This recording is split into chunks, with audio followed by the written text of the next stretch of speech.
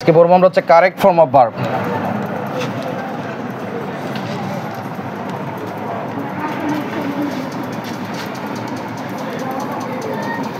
কি পড়বো? Correct form of verb. দেখো ভার্ব মানে কি? ভার্ব মানে কাজ। ভার্ব মানে কি? কাজ। Correct form of verb. Correct মানে সঠিক। কারেক্ট মানে কি? সঠিক। ফর্ম মানে হচ্ছে ধরন, রূপ। ফর্ম মানে কি? ধরন বা রূপ। অফ ভার্ব মানে ভার্বের সঠিক রূপ। ভার্বের কি? সঠিক রূপ। কারেক্ট ফর্ম অফ ভার্ব মানে কি? ভার্বের সঠিক রূপ। তাইলে এখানে ভার্ব এখন সঠিক রূপ বলতে কি বোঝায়? সঠিক রূপ হচ্ছে ভার্বটা কোন রূপে বসবে। ভার্বটা কি কোন রূপে বসবে? এক একটা ভার্ব এক এক সেন্টেন্সের মধ্যে এক এক রকম ভাবে বসে। যেমন আমরা পড়ছি, যেমন আই গো। আই গো এর মানে কি? আমি যাই। আমি যাই। কিন্তু হি যদি হয় তাহলে কি আমরা কি লিখি? হি গো। আমরা কি লিখবো তখন? হি গোস। কি লিখবো? হি গোস। তাহলে গো মানে যাওয়া, কিন্তু আমরা হিয়ের পরে কি লিখি? গোস। কেন গোস লিখি? তাহলে ভার্বটা কি একরকম হয়েছে না আলাদা? আলাদা। পরিবর্তন হয়েছে নি? তাইলে এই যে পরিবর্তনটা, এখন কোন সময় ভার্বটা কোন রূপে বসবে এইটা নির্ণয় করে হচ্ছে কি কারেক্ট ফর্ম অফ ভার্ব। এটা নির্ণয় করাটা কি কারেক্ট ফর্ম অফ ভার্ব। কথা কি বুঝাইতে পারছি? আচ্ছা, কারেক্ট ফর্ম অফ ভার্ব শেখার জন্য আমাদের কয়েকটা বিষয় শিখতে হবে। এক নম্বর হচ্ছে পার্সন। এক নম্বরে কি? পার্সন। পার্সন মানে কি? পার্সন ব্যক্তি। পড়ছি না আমরা? পার্সন কত প্রকার? তিন প্রকার। কে কে? First person, second person, third person. ঠিক নেই? First person, second person, third person. First পার্সনের মধ্যে কি কি আছে? I, we, our, my, me, us. ঠিক নেই? মানে আমি যেই কথাগুলোর মধ্যে আছে সেটা হচ্ছে কোন পার্সন? First person. তারপরে সেকেন্ড পার্সন কোনগুলো? ইউ, ইউর মানে তুমি, তোমরা যারা। আমি, আমরা হচ্ছে ফার্স্ট পার্সন, তুমি, তোমরা হচ্ছে কি সেকেন্ড পার্সন। আর থার্ড পার্সন কোনটারে বলে বলো তো? আমি আর তুমি বাদে। আমি আর তুমি বাদে বাকি যা আছে সবকিছু কোন পার্সন? Third person. কথা কি বুঝাইতে পারছি? তাইলে আমাদের প্রথমে কি শিখতে হবে? পার্সন। পার্সন আমরা পারিনি? পার্সন পারি। 2 নাম্বার শেখা লাগবে নাম্বার। কি শেখা লাগবে? নাম্বার। নাম্বার মানে কি? সংখ্যা। ঠিক না? মানে বচন যেটা। নাম্বার কত প্রকার মনে আছে নি? 2 প্রকার। গুড। নাম্বার কত প্রকার? 2 প্রকার। কে কে? Good. Singular number, plural number. Singular number কাকে বলে? যেই নাম্বার দ্বারা একটি মাত্র ব্যক্তি, বস্তু অথবা প্রাণীকে বোঝায়। একটি মাত্র ব্যক্তি, বস্তু বা প্রাণীকে বোঝায় তাকে কি বলে? সিঙ্গুলার নাম্বার বলে। আর প্লুরাল নাম্বার কাকে বলে বলো তো? যে নাম্বার দ্বারা একের অধিক ব্যক্তি, বস্তু বা প্রাণীকে বোঝায়, হ্যাঁ, তাকে কি নাম্বার বলে? প্লুরাল নাম্বার বলে। যেমন আমরা যদি বলি ক্যাট, ক্যাট বললে কি বোঝায়? বিড়াল। ঠিক না? কয়টা বিড়াল এখানে? একটা। তাহলে এটা কি সিঙ্গুলার নাম্বার না প্লুরাল নাম্বার? আবার যদি বলি ক্যাটস, কি বলে? ক্যাটস মানে কি? বিড়ালগুলো। তাহলে এটা সিঙ্গুলার নাম্বার না প্লুরাল নাম্বার? Plural number. কারণ এটা এখানে একের অধিক বোঝাইতেছে। এখানে কি বোঝাইতেছে? একের অধিক। তেমন ভাবে যদি বলি ফ্যান যদি বলি ফ্যান মানে কি? কলম। ফ্যান মানে কি? কলম। কয়টা কলম এখানে? একটা। কোন নাম্বার? নাম্বার। আর যদি বলি ফ্যান্স তাহলে কি হবে? কলমগুলো। কি হবে? সিঙ্গুলার নাম্বার না plural number? Plural number. Good. তাহলে আমরা নাম্বার পার্সন পারিনি? তারপরে কি পারি? নাম্বার পারিনি? আরেকটা জিনিস শেখা লাগবে। আরেকটা জিনিস কি? এটি আমরা পারি সবগুলাই। আর এটা হচ্ছে টেন্স। আর এটা কি জানা লাগবে? টেন্স মানে কি? ক্রিয়ার কাল। ঠিক নেই? এই টেন্স মানে কি? ক্রিয়ার কাল। পারিনি? টেন্স কাকে বলে? কোন কাজ সংঘটিত হওয়ার সময়কেই টেন্স বলে। টেন্স হচ্ছে সময়। টেন্স মানে কি? সময়। কিসের সময়? কাজ হওয়ার সময়। ঠিক না? কিসের সময়? কাজ হওয়ার সময়। একটা কাজ সাধারণত কয়টা সময়ের মধ্যে হইতে পারে? 3টা। তাহলে টেন্স কত প্রকার? 3 প্রকার। গুড। কে কে? Future tense, present tense, past tense.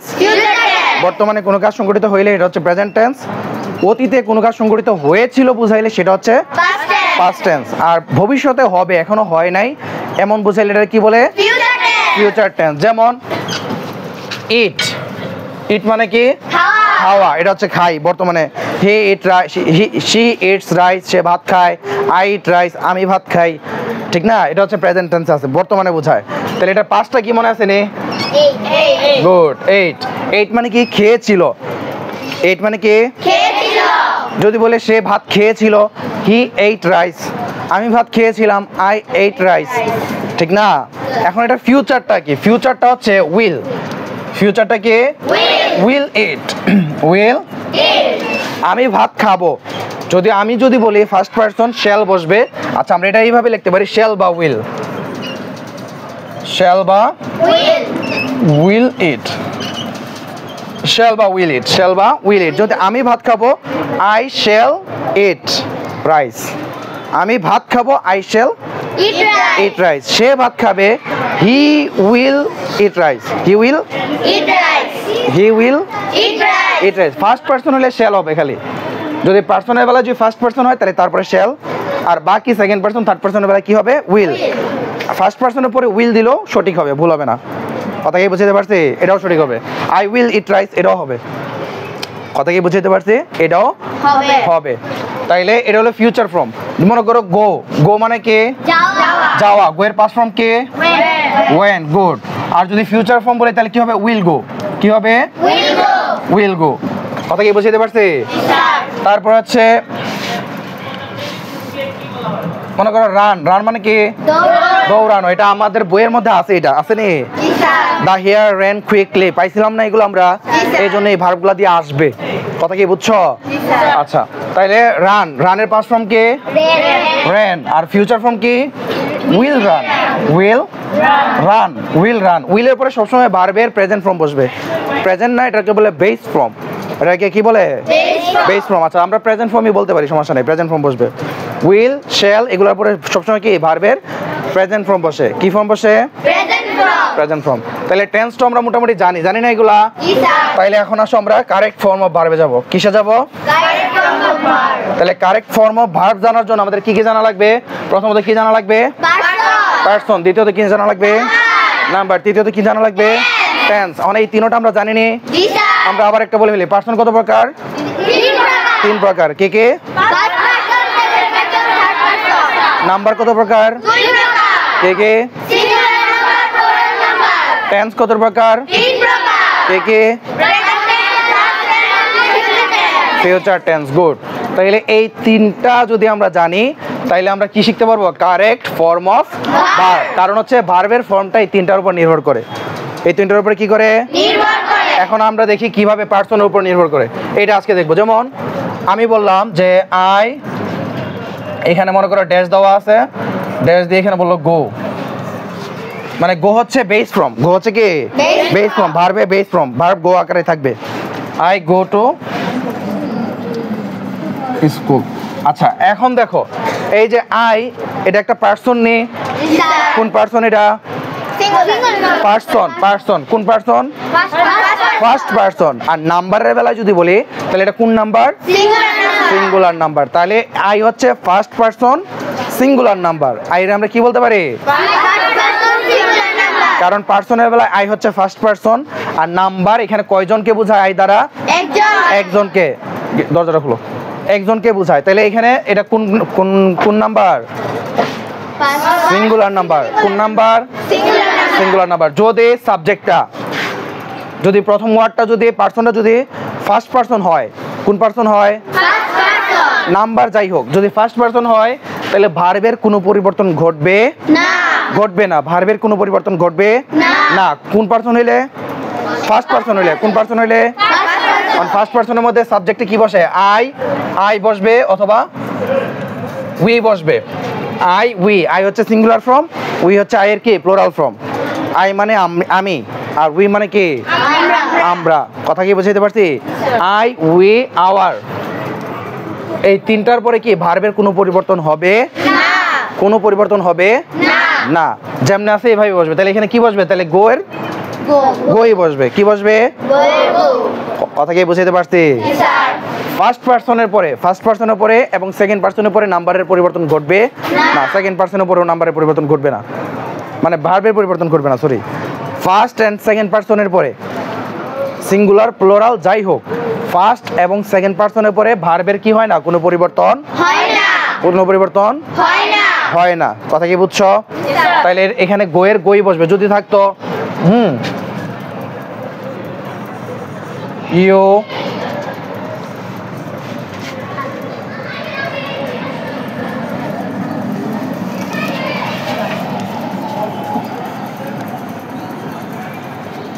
কি লিখছে, you take the book, you take the book. যদিও এটা অন্যভাবে আসে বাক্যটা, আচ্ছা যাক, ইউ টেক দ্য বুক মানে কি তুমি বইটা নাও, তুমি বইটা নাও। তাহলে ইউ কোন পারসন?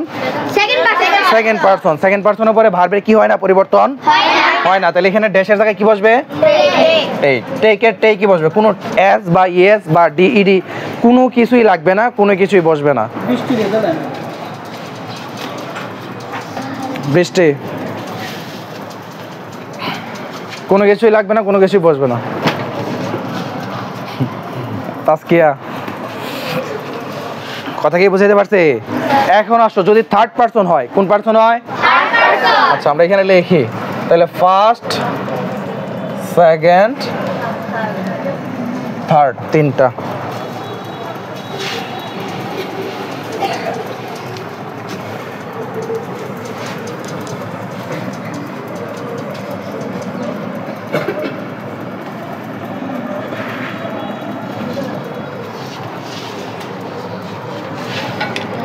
বানানো মেনে আর টেন্স তো আমরা তিনটা পারি, প্রেজেন্ট, পাস্ট, এই প্লুরাল বানানোটা দেখো তো এইভাবে নি।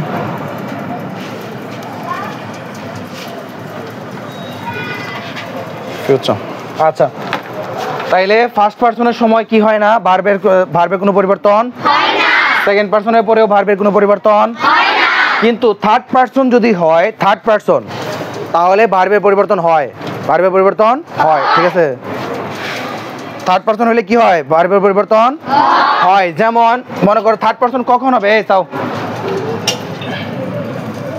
যেমন হি,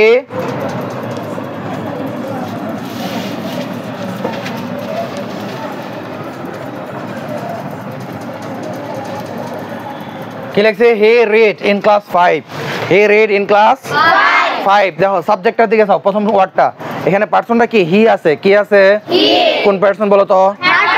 থার্ড পারসন। কোন নাম্বার? এই কোন number? Singular number. Third person যদি ওয়ার্ডটা প্রথম যে সাবজেক্টটা আছে এটা যদি থার্ড পারসন সিঙ্গুলার নাম্বার হয়, তাইলে ভার্বের শেষে এস বা ইএস যোগ করা লাগবে। কি যোগ করা লাগবে? কি যোগ করা লাগবে? এস বা ইএস। কি যোগ করা লাগবে? যদি এস বা ইএস। কথা কখন হবে বলো, যদি সাবজেক্টটা থার্ড পারসন সিঙ্গুলার হয়। আমরা তো পারসন নাম্বার সব পারিনি? এই পারসন নাম্বার সব পারি আমরা? ভালো করে পারিনি বলো? ভালো করে যেহেতু পারি, তাহলে আমরা এইভাবে শিখবো। পারসনটা যদি থার্ড পারসন হয় আর নাম্বার যদি সিঙ্গুলার হয়, থার্ড পারসন সিঙ্গুলার হইলে ভার্বের সাথে কি লাগবে? এস বা ইএস। এস বা ইএস। অন ইএস কখন যোগ হয় জানো নি? ভার্বের শেষে, এই যে ভার্বের শেষে এখানে কি আছে?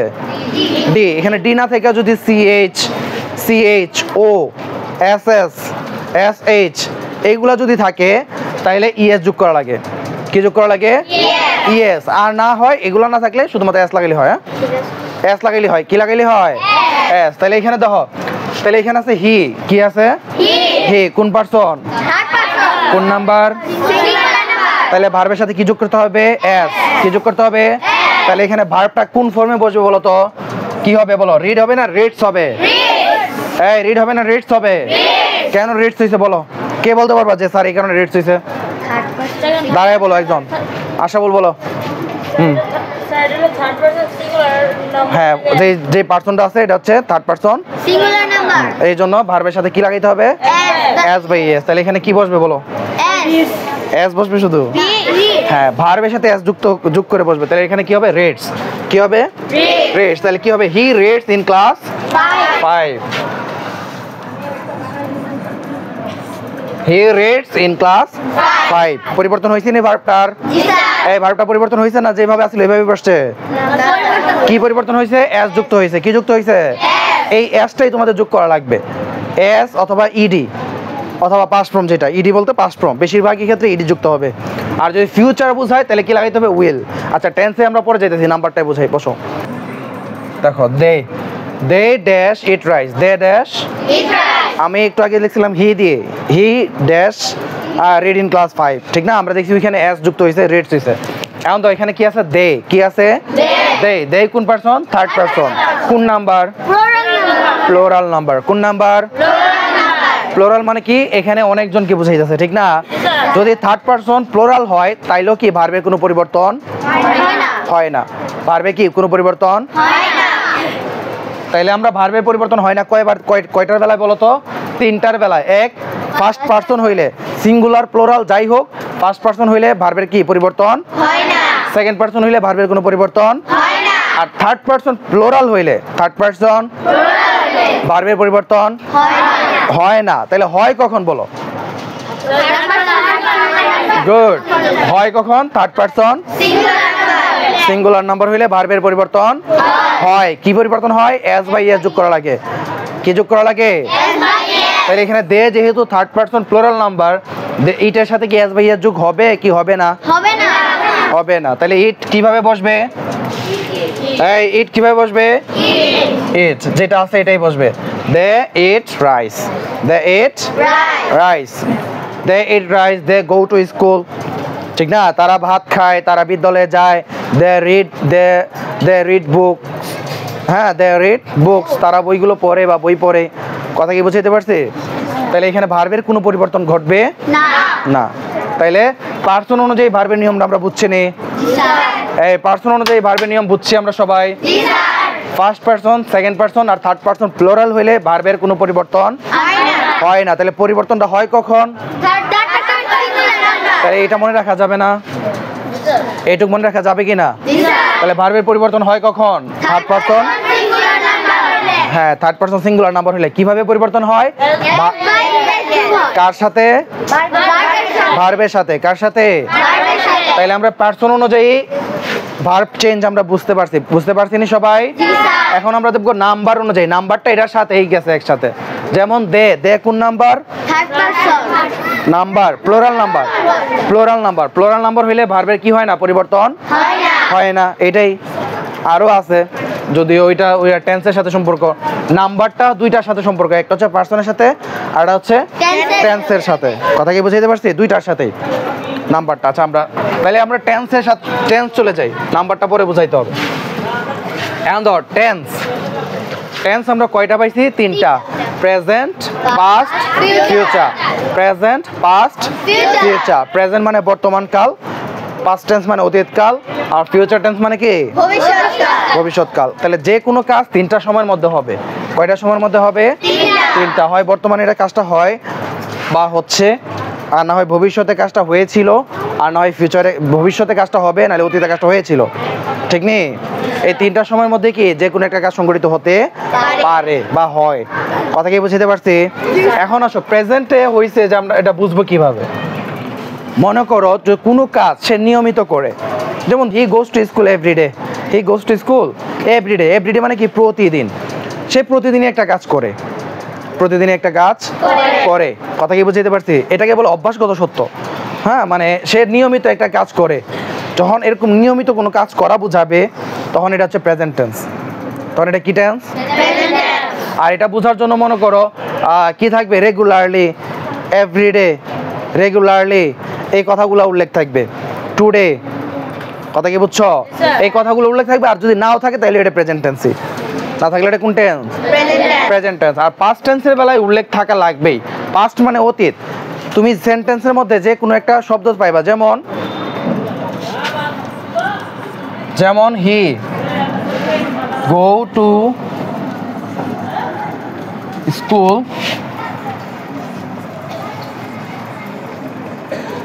হি গো টু স্কুল ইয়েস্টারডে